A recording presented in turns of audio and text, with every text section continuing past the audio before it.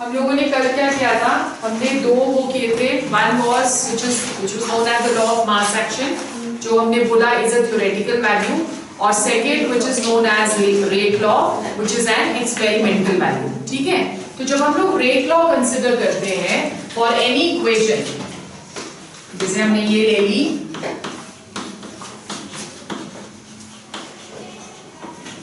to give us products, right? So according to rate law, the rate of this reaction that will be equal to what? It will be equal to K into concentration of A raised to power P, concentration of B raised to power Q.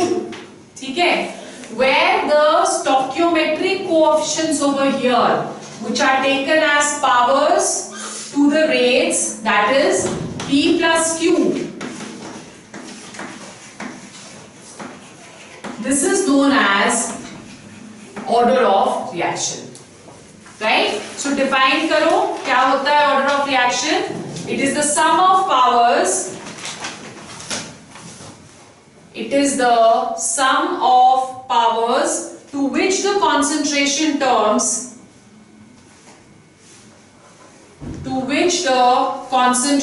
terms are raised in the rate law equation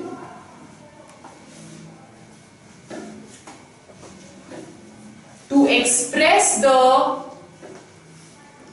raised in a rate law equation to express the observed rate of a reaction. To express the observed rate of a reaction. ठीक है? That is what order of reaction is. अब order of reaction जो है, क्योंकि rate law हमने कल बोला था, that is experimentally determined. In a similar manner, order of reaction is an experimental value and it is also experimentally determined. ठीक है? The reactions may be of first order, where the coefficients, the sum of the coefficients that becomes equal to 1. ठीक है? जैसे for example, we have N2O5 which gets dissociated into 2NO2 plus half O2. तो rate जब हम इस reaction का लिखते हैं, that will be equal to K into concentration of N2O5. ठीक है? So जब यहाँ पे ऊपर stoichiometric coefficient या पावर कुछ भी नहीं लिखा होता, it is understood that it is 1. So order of the reaction जब हम यहाँ पे देखते हैं, order of the reaction that is going to be equal to 1. ठीक है? Similarly, अगर हम ले रहे हैं एक और equation, decomposition of NH4NO2 to give us N2 plus 2H2O.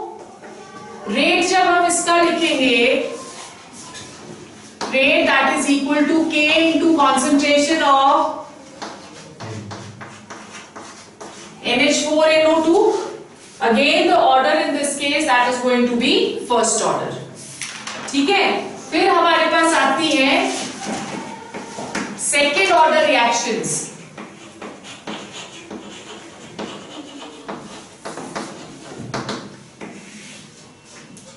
Second order reactions. Example which we can take over here is decomposition of 2NO2 to NO plus O2. So जब हम इसका रेट लिखते हैं, K into concentration of NO2 का square, right? So power 2 हो गई, इसलिए order of the reaction is going to be also 2. This is known as second order reaction. In a similar manner, एक और reaction consider करते हैं, H2 plus I2 to give 2HI. Order जब इसका rate जब इसका लिखेंगे, rate that is going to be equal to K into concentration of H2 into concentration of I2. ठीक है? So यहाँ पे आपके पास this is 1, so order of a reaction क्या हो गया 1 + 1 which is equal to 2. Clear? फिर उसके बाद हमारे पास आता है थर्ड ऑर्डर रिएक्शन.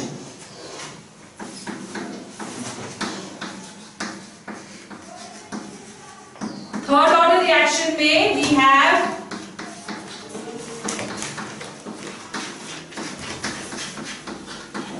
NO2. ठीक है, so rate that is going to be equal to what? K into concentration of NO2 का square and concentration of O2. So order of a reaction इसमें क्या हो गया? 2 + 1 that is equal to 3. So this is a third order reaction. Then we also have zero order reactions जिसपे जो rate है वो concentration of reactant के ऊपर डिपेंड नहीं करता. ठीक, जैसे for example decomposition of ammonia in presence of platinum to give us N2 + 3H2. In this case, rate is expressed as K into concentration of NH3 raised to power 0, which shows that the rate is independent of the concentration of the reactants. ठीक है, clear हो गया? फिर हमारे पास fractional order भी होती है, fractional order rate of reactions. जैसे for example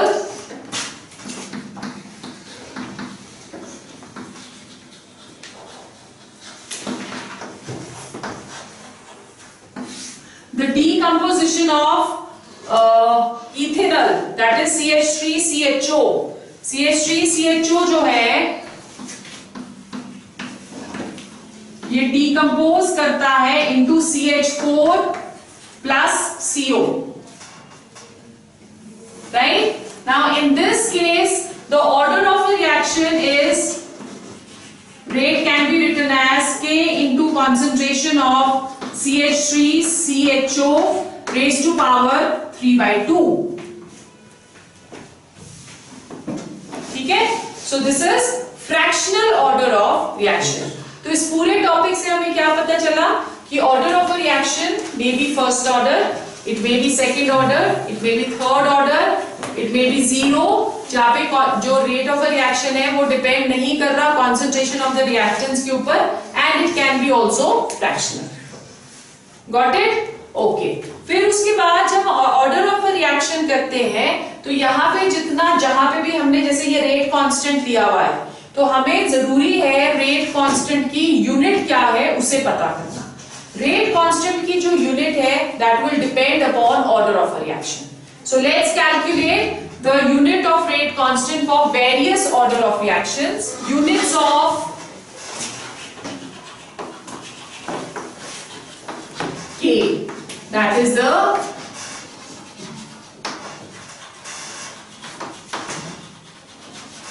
rate constant.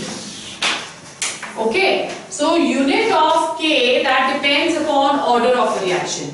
Let's go on to हमने जो अपनी स्टडी रखनी है वो हमने सेकेंड ऑर्डर तक, जीरो ऑर्डर, फर्स्ट ऑर्डर और second order, that is in your syllabus. Third से ऊपर आपके सिलेबस में नहीं है. ठीक है, सो हम जो भी कुछ यहाँ पे कैलकुलेशंस करेंगे या हम डेरिवेशंस करेंगे that we will only do for zero, first and second. Okay, so let's calculate the unit of K for first order reaction.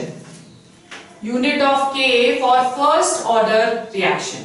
First order reaction के लिए we know that rate is equal to K into concentration of A. Let's say A is the reactant. ठीक है, और rate हम कैसे देते हैं?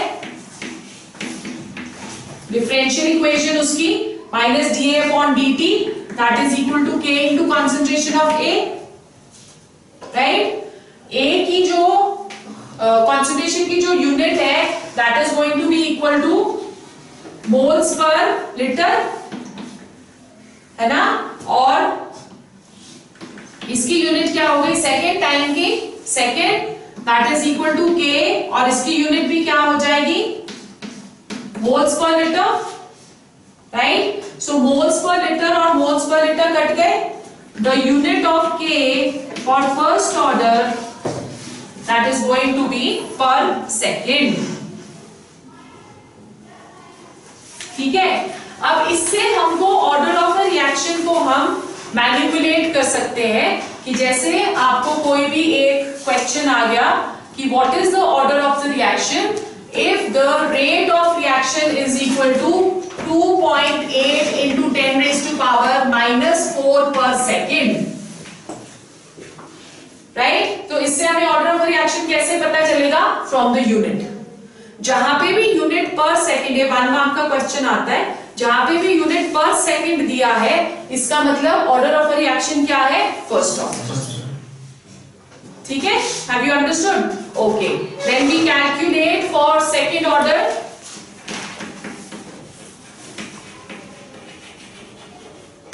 Second order के लिए rate that is equal to K into concentration of A का square, right? Rate is given by minus D into concentration of A upon dt, that is equal to K into concentration of A का square. इसकी unit आ गई moles per litre, इसकी unit आ गई second. K इसकी unit आ जाएगी मोल square per litre square. Okay, इसको हम नीचे ले आते हैं तो हमारे पास आ गया moles per litre upon mole square per litre square second, that is equal to K. अब K की यूनिट क्या आ जाएगी? ये मोल्स पर लीटर स्क्वायर जब ऊपर जाएगा तो इनवर्स हो जाएगा. सो इसकी जो यूनिट आ गई लीटर्स पर मोल पर second, that is the unit for K. ठीक है? Have you understood? तो जहां पे भी unit of K comes to liter per mole per second, that means it is a second order reaction. When we calculate for zero order,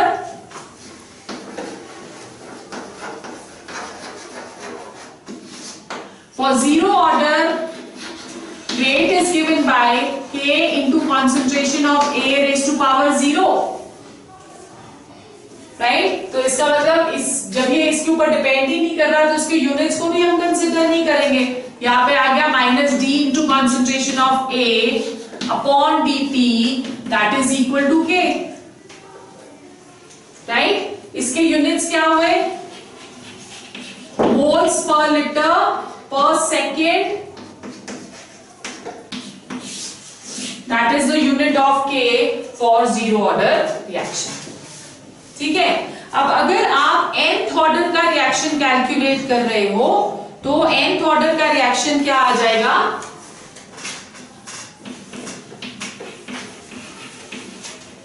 n over here can be anything. It can be fractional, it can be zero, it can be whole number. ठीक है? So nth order के लिए the unit of K, that is moles per liter raised to power 1 minus n per second. ठीक है? अब इससे आप third order का कैलकुलेट कर सकते हो. थर्ड ऑर्डर का अगर हमको कैलकुलेट करना है तो क्या आ जाएगा? Moles per litre 1 minus 3 per second. तो ये -2 आ गया. -2 के साथ आप अंदर मल्टीप्लाई कर दोगे तो that will come equal two litre square पर मोल स्क्वायर पर सेकेंड. सो आप किसी भी ऑर्डर ऑफ रिएक्शन का यूनिट कैलकुलेट कर सकते हो K के लिए by using this formula. Moles per litre 1 minus n per second, that is going to be the order of a reaction for nth order. Have you understood? So ये इस वाले section में से आपको 1 मार्क के questions जो हैं they can come, right? Then next we go on to molecularity of a reaction. What is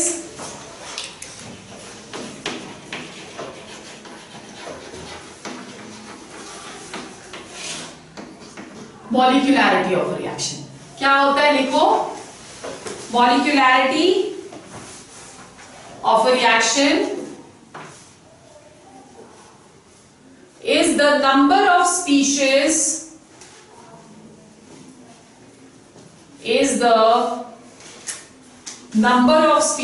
colliding simultaneously to bring about a reaction.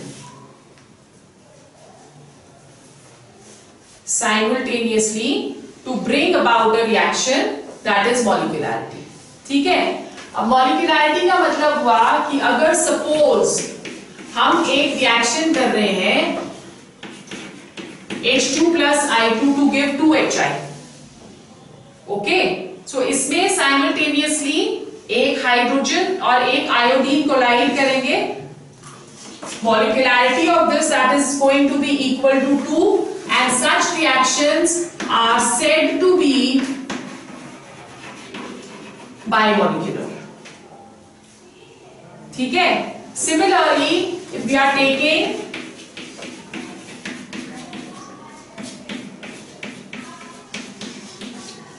N2 plus 3H2 to give 2NH3, right? अगर हम ये reaction दे रहे हैं तो एक nitrogen की और 3 hydrogen की मॉलिक्यूल्स कोलाइड कर रहे हैं, तो इसकी molecularity that is going to be equal to 4. ठीक है? Molecularity can never be negative, it can never be 0, or it can never be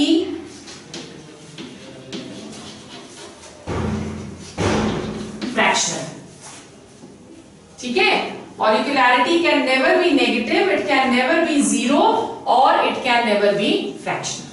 ये आपने याद रखना है. Depending upon this, हम लोग क्या कर सकते हैं? We can give differences between order of a reaction and molecularity. ये भी एक क्वेश्चन आपको आता है.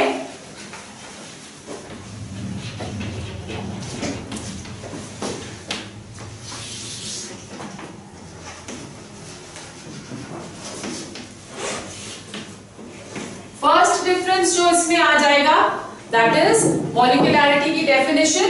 It is the simultaneous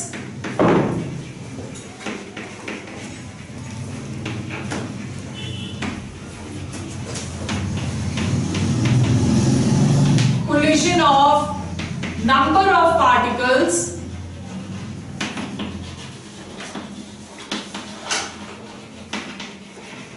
to bring about a reaction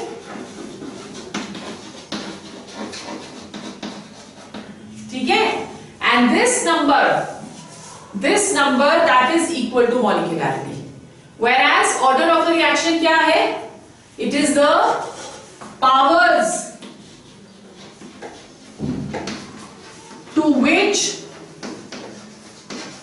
the concentration of reactants is raised. Powers to which the concentration of reactants is raised in a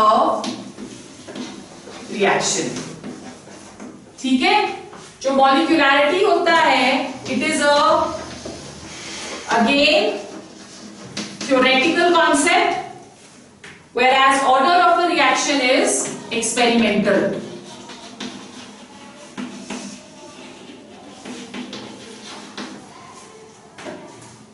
ठीक है? फिर उसके बाद order of a reaction can never be 0. It can never be fractional or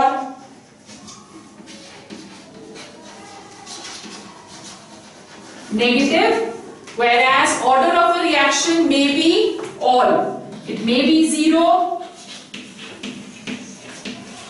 it may be negative, or it may be fractional. ठीक है? Clear हो गया? All of you? Okay.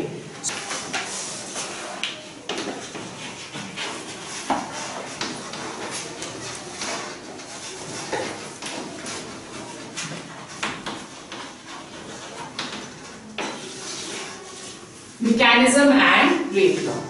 एक जो रिएक्शन होती है, जैसे हमने बोला कि ऑर्डर ऑफ रिएक्शन जो है दैट इज एक्सपेरिमेंटली डिटरमिन्ड। तो आपने बहुत सारे एग्जांपल्स पिछले वाले लेक्चर में देखे थे कि जिसमें हम लोग कोई एक रिएक्शन लिख रहे हैं और उसका जब ऑर्डर फाइंड कर रहे हैं तो ऑर्डर रिएक्टेंट्स की स्टोइकियोमेट्री के साथ कोइंसाइड नहीं करता या कोरिलेट नहीं करता। तो इसका मतलब कि कुछ ऐसी चीज है जो कि रेट लॉ को इफेक्ट कर रही है, और वो क्या है? That is the mechanism of a reaction. Sometimes it so happens कि कोई भी एक रिएक्शन होती है वो it does not take place in one step only, it can take place in 2 और मोर देन 2 स्टेप्स। ठीक है, सो इन दैट केस हम लोग बोलते हैं कि रेट लॉ जो है that is given according to the slowest step in the reaction. जो उस स्टेप्स में सबसे स्लो स्टेप होगा वो रेट डिटर्मिनिंग स्टेप होगा, और उस रेट डिटर्मिनिंग स्टेप के बेसिस पे ही हम क्या देंगे? Order of a reaction. Let's illustrate this with the help of an example. हमारे पास एक रिएक्शन है,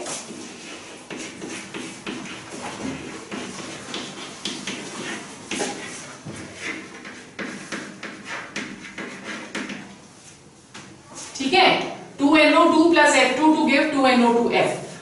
अब अगर इसका हम रेट लिखना चाहें तो रेट जो इसका है वो आना क्या चाहिए? Rate is equal to KNO2 raised to power square into concentration of F2, but इसका रेट वो नहीं होता बिकॉज इसका मैकेनिज्म जो रिएक्शन का है इट इज अ 2-स्टेप मैकेनिज्म। ये बहुत इंपॉर्टेंट है बिकॉज ये आपका ऑर्गेनिक केमिस्ट्री में बहुत ज्यादा इसकी वेटेज है फॉर रिएक्शन रेट्स। सो इसको आप अच्छे से समझो। जब हम मैकेनिज्म इस रिएक्शन का देखते हैं तो ये रिएक्शन 2 स्टेप्स में होती है।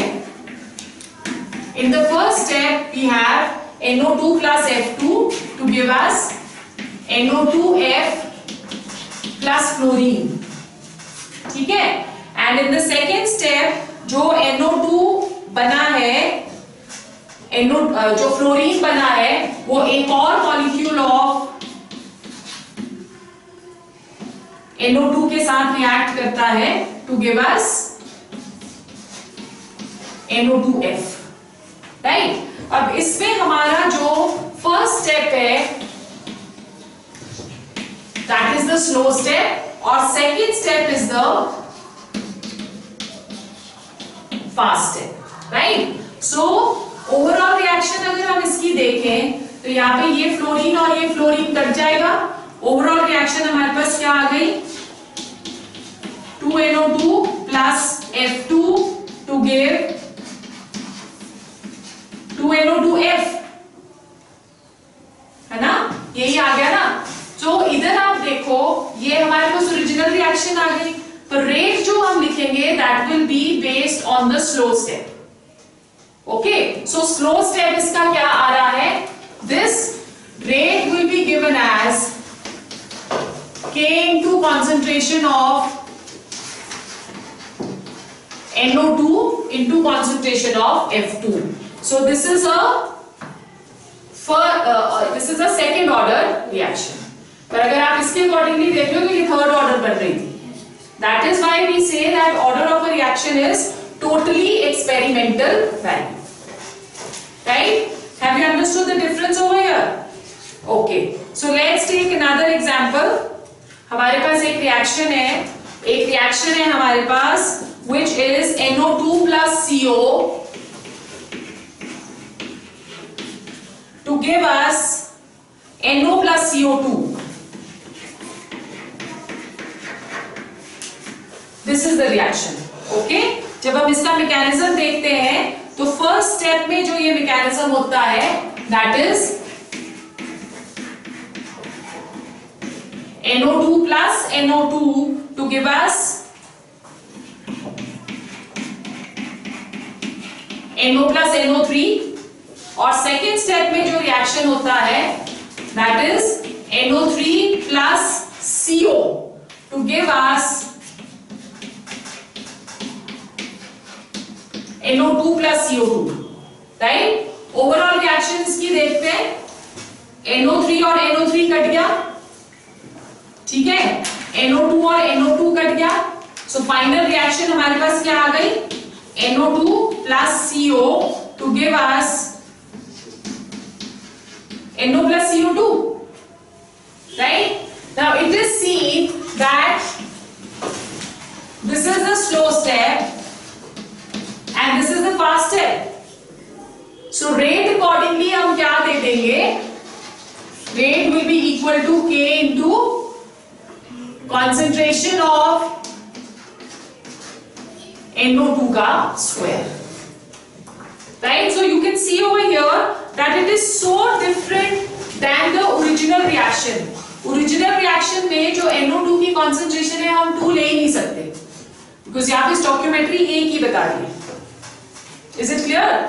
So rate जो है वो बहुत हद तक depend करता है on order of a on mechanism of a reaction. और जो slowest step होगा that will always be the rate determining step. Right? Understood till here? Okay.